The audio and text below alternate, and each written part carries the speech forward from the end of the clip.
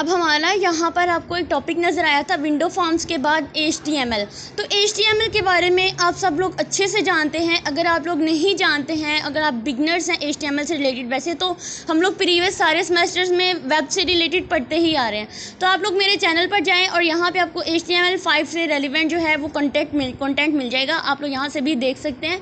मैं इसको इस वीडियो में इंक्लूड नहीं करूँगी क्योंकि हम लोग सारे HTML के बारे में जानते हैं, हम उसका स्ट्रक्चर जानते हैं कैसे बनाते हैं। हम लोग उसके लिए सबलाइम यूज़ करेंगे, हमने जो भी यानी टूल्स यूज़ करने हैं वो हम लोग ऑलरेडी डिस्कस कर चुके हैं। तो अब अगर मैं अपनी आउटलाइन का देखें तो नेक्स्ट हमारे पास एक कम्प्रीहेंसिव टॉपिक है, इंट्रोडक्शन टू द जावास्क्रिप्ट, जिसमें हमने जावास्क्रिप्ट एंड इसके जो भी डाटा टाइप्स हैं, वेरिएबल्स, इसके functions, debugging JavaScript using the Firebug. अब फायरबग जो है अब के ज़माने में यूज़ तो नहीं होता है, लेकिन हम लोग इस पर भी डिस्कस करेंगे कि हम इसको डीबग करते थे, फायरबग का यूज़ करते हुए, और अब इसकी रिप्लेसमेंट में क्या चीज़ आ गई हुई है। तो चलते हैं हम लोग अपने नोट्स की तरफ और अपनी वीडियो का स्टार्ट लेते हैं। तो जावास्क्रिप्ट के अंदर हम लोगों ने जो चीज़ करनी है वो जावास्क्रिप्ट की डाटा टाइप्स हैं, जिसमें हमने स्ट्रिंग्स, नंबर्स, बूलियंस, अरेज और ऑब्जेक्ट, ये वाली डाटा टाइप्स करनी है। उसके बाद हमारे पास वेरिएबल्स हैं, जिनमें हमने वार, लेट एंड कांस्टेंट के नाम से ये वेरिएबल्स को यहाँ पे नाउन करना है। उसके बाद फंक्शंस इन द जावास्क्रिप्ट, जिसमें हम फंक्शन के डिक्लेरेशन और इसका यूजेज कैसे है वो देखेंगे। Then debugging the JavaScript using the Firebug. ये सारे टॉपिक आपकी आउटलाइन से ही लिए गए हुए हैं। तो सबसे पहले अगर जावास्क्रिप्ट के इंट्रोडक्शन की बात करें तो ये हमारे पास एक high level interpreted programming language होती है जो वेब डेवलपमेंट में यूज़ होती है। ये लैंग्वेज वेब पेजेस को ज़्यादा इंटरेक्टिव और डायनामिक बनाने के लिए यूज़ होती है। जावास्क्रिप्ट एक क्लाइंट साइड स्क्रिप्टिंग लैंग्वेज है जो ब्राउज़र के साइड पे रन होती है, और वेब पेजेस के जो भी बिहेवियर होता है उसको कंट्रोल करने के लिए हम लोग जावास्क्रिप्ट का यूज़ करते हैं। अगर इसके की फीचर्स की बात करें तो इसमें आती है इंटरेक्टिविटी, यानी वेब पेजेस को डायनामिक और इंटरेक्टिव बनाने के लिए हम लोग जावास्क्रिप्ट का यूज़ करते हैं। उसके बाद क्लाइंट साइड एग्जीक्यूशन, यानी ब्राउज़र के साइड पे रन होते हैं, जो क्लाइंट साइड होती है, जो सर्वर लोड को कम कर देती है, क्योंकि ये क्लाइंट साइड होती है, यानी उस साइड पे ही वेब ब्राउज़र के साइड पे ही रन होती है, और जितना भी सर्वर पे लोड होता है उसको ये रिड्यूस कर देती है।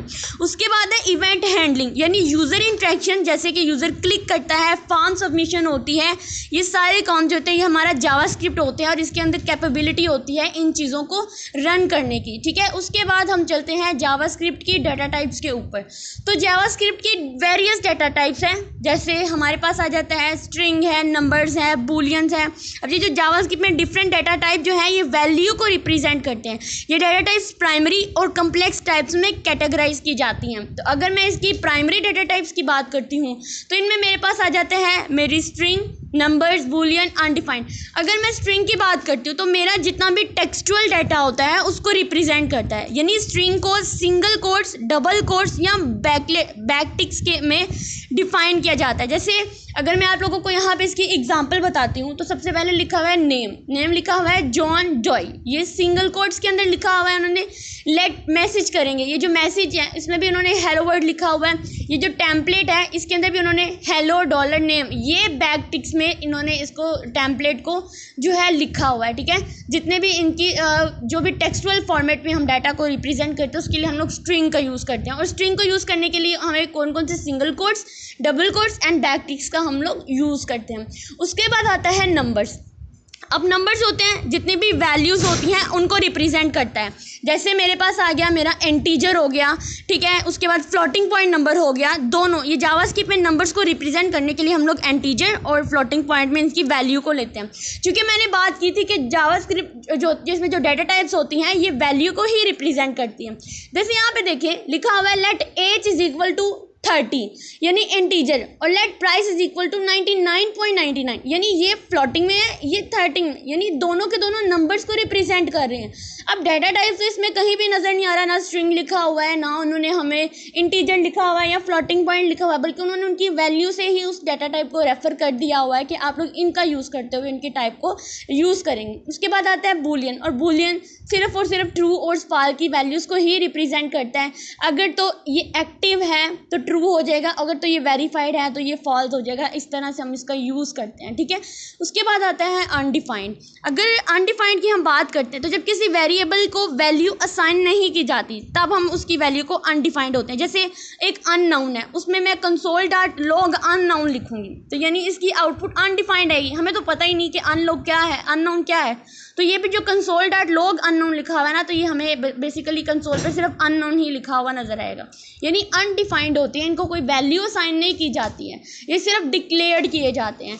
उसके बाद हम बात करेंगे नल। ये बेसिकली नल किसी चीज़ की एब्सेंटीज को रिप्रेजेंट करती है, किसी ऑब्जेक्ट वैल्यू को जिसमें एम्प्टी वैल्यू होती है ना, उसको रिप्रेजेंट करती है। उसके बाद हम लोग बात करेंगे तो हमने प्राइमरी डाटा टाइप्स की बात की थी, उसके बाद हम बात करेंगे कम्प्लेक्स डाटा टाइप की। तो इसमें मेरे पास एरेज आ जाती हैं, मेरे ऑब्जेक्ट आ जाते हैं, देन यही दो आ जाते हैं, ठीक है। कम्प्लेक्स डाटा टाइप में हम यही दो यूज़ करेंगे। अगर हम अरे की बात करते हैं तो अरे बेसिकली हमें पता है कंटीजियस मेमोरी लोकेशन के अंदर हम लोग एक ही टाइप के डाटा को स्टोर करते हैं। जैसे अगर मैं बात करती हूँ यहाँ पे एप्पल, बनाना, चेरी, ये फ्रूट्स हैं और ये सारी के सारी स्ट्रिंग में है। इसमें ये नहीं कि यहाँ पे 1 आ गया, यहाँ पे 2 आ गया, बल्कि एरे का मतलब होता है कंटीजियस मेमोरी लोकेशन में एक ही तरह का डाटा स्टोर करना। तो यहाँ पे लेट फ्रूट्स के नाम से मैंने एक वेरिएबल ले लिया, उसको डिक्लेयर कर लिया और इसके अंदर सारी डाटा टाइप्स की वैल्यू स्टोर कर दी, यानी एक स्ट्रिंग टाइप की वैल्यू को मैंने स्टोर कर दिया। और यहाँ पे मुझे कंसोल डॉट लॉग फ्रूट लिख के, और देखो मैंने इन सबको एक एरे के अंदर जो है वो स्टोर किया है। तो इसी तरह से अगर मैं यहाँ पे 0 लिखूंगी तो मतलब मेरी आउटपुट में मुझे एप्पल आएगा, यानी अगर मैं इसका साइज़ बताऊँ तो इसका साइज़ मेरे पास 3 है, जो इसकी रेंज 0 से 2 तक होती है, 0 को भी अंदर काउंट किया जाता है। उसके बाद मेरे पास आ जाता, अब हम लोग अब हमारे पास एरेज के बाद दूसरी कम्प्लेक्स डाटा टाइप आती है object. Object basically collection of the key value pairs होती हैं जो डाटा स्ट्रक्चर को रिप्रेजेंट करती है। अगर आप लोगों ने जेसन से रेलिवेंट मेरा लेक्चर नहीं देखा है तो आप मेरे चैनल की प्लेलिस्ट पे जाएं, वहाँ पे वेब टेक्नोलॉजी की प्लेलिस्ट नज़र आएगी और उसमें आपको जेसन नज़र आएगा। तो ये जो ऑब्जेक्ट है बेसिकली ये जेसन से रेलिवेंट ही होता है, ठीक है। इसमें हम लोग जावास्क्रिप्ट ऑब्जेक्ट ओरिएंटेशन के बारे में बात करते हैं, ठीक है। तो अगर इसको हम समझते हैं तो इसमें एक हमारे पास होती है की वैल्यू पेयर। जब मैंने की वैल्यू पेयर की बात की, यानी एक मेरे पास की होती है और एक मेरे पास वैल्यू होती है, इन दोनों का पेयर होता है। इन दोनों को सेपरेट करने के लिए दरमियान में कॉलन का यूज़ किया जाता है। जैसे यहाँ पर देखिए एक पर्सन है, उसको हमने लेट कर लिया। अब पर्सन का जो रेलिवेंट डाटा होता है उसमें उसका नेम आ जाता है, उसकी एज आ जाती है, देन उसका आ जाता है कि क्या ये स्टूडेंट है या नहीं, ठीक है। तो अगर मैं आप लोगों को बताऊं तो यहाँ पर देखें ये जो नेम लिखा हुआ है ये की है और आगे उस नेम की वैल्यू भी लिखी हुई है। की वैल्यू पेयर हो गया और सेपरेट किया हुआ है उन्होंने कॉलन के साथ। जो नेम होता है हमेशा कॉलन के इस साइड पे होता है और जो हमारे पास वैल्यू होती है वो की कॉलन की दूसरी साइड पे होती है। इसी तरह से एज भी एक की है और इसके बाद कॉलन और इसके बाद उसकी वैल्यू दी हुई है। इसी तरह से उन्होंने देखे ये जो ऑब्जेक्ट है इसके अंदर हम लोग हर तरह का, मैंने बात की थी एरे की, तो एरे के अंदर हम सिर्फ एक ही डाटा टाइप का जो वैल्यू होती है उसको स्टोर करा सकते हैं, लेकिन जो ऑब्जेक्ट है इसमें हम लोग मल्टीपल डाटा टाइप्स को एक के अंदर ही रिप्रेजेंट कर सकते हैं। जैसे देखो नेम एक स्ट्रिंग है, एज एक इंटीजर है, जबकि जो स्टूडेंट जिसकी वैल्यू ट्रू है ये एक बूलियन डाटा टाइप होती है, डाटा टाइप की वैल्यू है। तो इसका मतलब हम लोग ऑब्जेक्ट के अंदर मल्टीपल डाटा टाइप्स को यूज़ कर सकते हैं और उसके बाद हम इसको प्रिंट करा देंगे, ठीक है। तो यहाँ पे मैंने डॉट नेम लिखा है, पर्सन डॉट नेम, मतलब मैंने इस पर्सन का नेम, आउटपुट में मेरे पास एलिस आ जाएगा। अगर मैं यहाँ पे पर्सन डॉट एज लिखती तो यहाँ पे मेरे पास 25 आ जाता, ठीक है। और अगर मैं यहाँ पे डॉट इज स्टूडेंट लिखती तो यहाँ पे आ जाता है कि ट्रू, यानी ये जो बंदा है ये स्टूडेंट है। उसके बाद हम बात करेंगे वेरिएबल्स के बारे में। तो वेरिएबल्स के बारे में हम लोग जानते हैं कि वैल्यू को स्टोर करने और मैनिपुलेट करने के लिए यूज़ किया जाता है। जावास्क्रिप्ट ने वेरिएबल्स को डिक्लेयर करने के लिए हम लोग यानी वार के नाम से, लेट के नाम से और कॉन्स्टेंट के नाम से कीवर्ड का यूज़ करते हैं। वेरिएबल की अगर बात करते हैं तो ये इसका स्कोप, हम यहाँ पे इसका स्कोप देखेंगे, इसकी होस्टिंग देखेंगे। स्कोप यानी फंक्शन स्कोप क्या होता है, यानी कि वेरिएबल के साथ डिक्लेयर किया गया वेरिएबल फंक्शन के अंदर एक्सेसिबल होता है। जो हम लोग वार लिखते हैं वो हमें फंक्शन के अंदर भी एक्सेसिबल होता है। जैसे यहाँ पे वार x इज इक्वल टू 10 लिखा हुआ है, अगर तो ये x 10 के इक्वल है तो वार की वैल्यू 20 भी हो जाएगी, ठीक है। यानी अब वहाँ पे वार x इज इक्वल टू 20 हो जाएगा और कंसोल डॉट लॉग x लिख देंगे तो इसकी आउटपुट मेरे पास 20 आ जाएगी। अगर तो हमने 10 वैल्यू दी है और वो ट्रू हो जाती है तो अंदर जाके उसकी वैल्यू चेंज हो जाएगी। यानी यहाँ पे मैंने एक वेरिएबल बनाया var के नाम से और उसके अंदर 10 स्टोर करा दिया, और अगर यूज़र वाकई में 10 लेता है तो अंदर जाकर उसकी वैल्यू अब 20 चेंज हो जाएगी। हमने बात की थी ना कि वेरिएबल डाटा को स्टोर करने और उसको मैनिपुलेट करने के लिए भी यूज़ किया जाता है। उसके बाद हम बात करेंगे लेट की। तो जब लेट की बात करते हैं तो लेट का मतलब होता है कि यानी अगर मैं इसका स्कोप की बात करूं तो ये जो लेट वेरिएबल होता है सिर्फ एक ब्लॉक के लिए, ब्लॉक के अंदर ही एक्सेसिबल होता है, ठीक है। वेरिएबल तो बाहर एक पूरे फंक्शन के अंदर यूज़ होता था, लेकिन लेट जो सिर्फ एक ही जो एक ब्लॉक होता है उसके अंदर ही जो रन होता है। जैसे अगर मैं यहाँ पर बात करती हूँ तो let y is equal to 10 true हो जाता है और अंदर मैं let y is equal to 20 करती हूँ, लेकिन जो लेट के नाम से मेरे पास मेमोरी बनी उसके अंदर 10 स्टोर था, मतलब वो सिर्फ इसी ब्लॉक के अंदर स्टोर हुआ है। अगर मैं इसके अंदर दोबारा से अगर ये ट्रू हो जाता है, यूज़र 10 इनपुट ले लेता है, तो let y is equal to 20 करूँगी तो इसमें क्या होगा कि डिफरेंट वेरिएबल्स ब्लॉक स्कोप, इसका जो स्कोप होगा वो एक ब्लॉक के लिए हो जाएगा, ठीक है।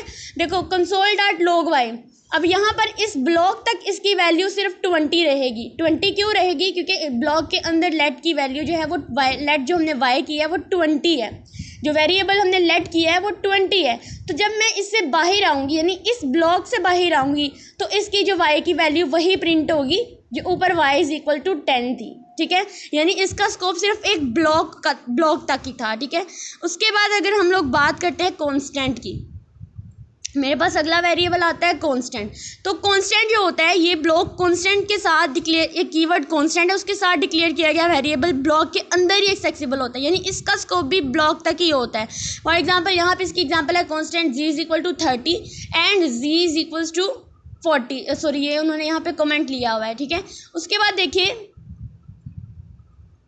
यहाँ पे constant person is equal to name, Bob name है, इसका पर्सन डॉट नेम करेंगे एलिस नेम है। प्रॉपर्टीज़ इसके अंदर यानी इसकी प्रॉपर्टीज़ को डिफाइन किया गया है कंसोल डॉट लॉग नेम, तो इसमें एलिस आ जाएगा। यानी इसका भी अगर हम बात करें तो इसमें constant g is equal to 30 लेने का मुझे कोई फ़ायदा ही नहीं हुआ। क्यों नहीं हुआ? क्योंकि मेरे पास जो आउटपुट जो इस ब्लॉक के अंदर थी सिर्फ वही मेरे पास प्रिंट होकर आई, अदरवाइज ब्लॉक से बाहर जो मैंने किसी और डेटा टाइप की वैल्यू ली थी वो मेरे पास प्रिंट होकर नहीं आई, यानी इसका स्कोप भी सिर्फ एक ब्लॉक तक की था। उसके बाद फंक्शंस की बात करते हैं। जावास्क्रिप्ट के अंदर फंक्शन के बारे में जानते हैं। रीयूजेबल ब्लॉक ऑफ कोड होता है जो स्पेसिफिक टास्क को परफॉर्म करते हैं। फंक्शन को डिफाइन करने और कॉल करने के मेथड्स होते हैं। अब फंक्शन यहाँ पे डिक्लेरेशन की बात करते हैं तो फंक्शन को इसके नेम और पैरामीटर के साथ डिक्लेयर किया जाता है। जैसे मैंने यहाँ पे इस कीवर्ड का नाम भी, फंक्शन के कीवर्ड को भी हम लोग फंक्शन से ही स्टार्ट करते हैं। उसके बाद उसका मैंने नाम लिया है ग्रीट और उसके अंदर पैरामीटर पास करा दिया है नेम, ठीक है। उसके बाद रिटर्न करूँगी हेलो नेम। अब ये जो डॉलर साइन होता है ये रिप्रेजेंट कर रहा होता है कि फंक्शन मुझे ये वाला नेम जो है वो यहाँ पे प्रिंट कराएगा। अब यहाँ पे कंसोल डॉट लॉग ग्रीट लिख के ग्रीट के अंदर मैंने यानी इस फंक्शन को मैंने यहाँ पे कॉल कराया। जब कॉल कराया तो नेम के अंदर एलिस लिख दिया, तो मतलब मेरे पास आ जाएगा हेलो एलिस। अब ये नेम जो है ये इस एलिस के साथ जो है वो रिप्रेजेंट होगा, यानी इसकी पैरामीटर में ये इसके साथ कनेक्ट था, तो इसलिए इसका जो आउटपुट आई है वो रिटर्न करेगी हेलो और नेम के आगे एलिस आ जाएगा। इसी तरह से फंक्शन एक्सप्रेशन की बात करें तो function is describe and assign to a variable को डिस्क्राइब किया जाता है और असाइन किया जाता है। जैसे एक मेरे पास वेरिएबल है ऐड के नाम से लिया, कांस्टेंट ऐड लिया और उसके अंदर मैंने फंक्शन ले दिया ए और बी। ये मैंने फंक्शन लिया ए और बी तो मुझे रिटर्न करेगा ए प्लस बी। फिर जब मैंने इस ऐड को यानी यहाँ पे था फंक्शन वेरिएबल को असाइन किया जाता है, तो यहाँ पे ऐड लिखूंगी 5 और 3। अब ये 5 इस ए को रिप्रेजेंट कर रहा है, ये 3 इस बी को रिप्रेजेंट कर रहा है। जब ये रिटर्न होकर आएगा मेरे पास तो इसकी आउटपुट जो है मेरे पास 8 आ जाएगी। 5 + 3 हो जाएगा इक्वल्स टू द 8 आ जाएगी। देन मेरे पास आते हैं एरो फंक्शन। अब ये जो एरो फंक्शन होते हैं ये एस्केप 6 यानी ES6 में इंट्रोड्यूस किया गया arrow function concise syntax provide करता है और ये एरो फंक्शन हमेशा दिस कीवर्ड को हैंडल करने में हेल्प करता है। जैसे यहाँ पे एग्जांपल देखिए constant multiply is equal to x और y और हम कहेंगे ये जो x और y है आगे हमने ये एक कीवर्ड यूज़ किया है एरो का, ये रिप्रेजेंट करता है दिस, यानी ये x और y मुझे मल्टीप्लाई होके रिटर्न आएंगे। तो सिंपल मैं यहाँ पे उसकी आउटपुट डिस्प्ले कराऊंगी तो मेरे पास जो आउटपुट आएगी वो 4 और 5 को मल्टीप्लाई करा के 20 आउटपुट आएगी। इस तरह से हम लोग इस एरो फंक्शन यानी दिस फंक्शन का यूज़ करते हैं। नेक्स्ट हम बात करते हैं debugging JavaScript using the developer tool, जिसमें हम लोगों ने फायरबग की बात की थी। अगर मैं आपको फायरबग के बारे में बताऊं तो ये एक ब्राउज़र एक्सटेंशन था जो वेब डेवलपर और डीबगिंग के लिए यूज़ होता था। लेकिन आजकल चूँकि मॉडर्न ब्राउज़र जैसे गूगल क्रोम है, मोज़िला फायरफॉक्स है, में multi built in developer tools available है जो फायरबग की फंक्शनैलिटी को रिप्लेस करते हैं। यानी अब हम लोग फायरबग का यूज़ नहीं करते हैं, अब इसकी जगह पे हमारे डिफरेंट किस्म के वेब ब्राउज़र्स ने ले ली हुई है। अगर मैं इसके की फीचर की बात करूं तो इसमें कंसोल था, यानी जावास्क्रिप्ट एरर्स और लॉग्स को व्यू करने के लिए हम लोग कंसोल का यूज़ करते थे। कोड एग्जीक्यूशन और कोड को पॉज करने के लिए, स्टेप बाय स्टेप एग्जीक्यूट करने के लिए हम लोग के पास डीबगर होता था। ठीक है, उसके बाद इंस्पेक्टर्स होते हैं जिसमें HTML CSS एलिमेंट को हम लोग इंस्पेक्ट कर सकते हैं उनको मॉडिफाई करने के लिए। उसके बाद नेटवर्क मॉनिटर होते हैं, तो नेटवर्क रिक्वेस्ट और रिस्पॉन्सेज को मॉनिटर करने के लिए हम लोग इसका यूज़ करते थे। अब debugging with the Chrome developer and tool, तो अब हम लोग जो है फायरबग का यूज़ नहीं करते हैं, उसकी जगह रिप्लेसमेंट हुई है जिसकी जगह पे हमें क्रोम और फायरफॉक्स ने ले ली हुई है। ठीक है, तो ओपन करेंगे डेवलपर टूल्स के लिए तो हम क्या करेंगे, विंडोज़ के लिए F12 या Ctrl+Shift+I को करेंगे तो हमारे पास डेवलपर टूल ओपन हो जाएंगे। जबकि मैक अगर आप यूज़ करें तो CMD+Option+I का यूज़ करेंगे। ठीक है, उसके बाद कंसोल टैब, तो हम इसमें जितने भी एरर्स या लॉग्स होते हैं वो व्यू कर सकते हैं। View and debug the JavaScript code के व्यू कर सकते हैं, उसको डीबग कर सकते हैं। फिर नेटवर्क टैब, इसमें नेटवर्क की क्या क्या स्टेटस होते हैं, क्या क्या रिक्वेस्ट्स आ रही हैं, उस चीज़ को हम लोग चेक कर सकते हैं। होप सो ये लेक्चर आप लोगों के लिए हेल्पफुल रहा होगा। इस लेक्चर में हम लोगों ने जावास्क्रिप्ट क्या होता है, डाटा टाइप्स क्या होती हैं, वेरिएबल्स क्या होते हैं, फंक्शंस क्या होते हैं और डीबगिंग टूल जिसमें हमने फायरबग के बारे में बताया कि वो अब यूज़ नहीं होता है, इसलिए हमें उसका यूज़ करने का कोई फ़ायदा नहीं है।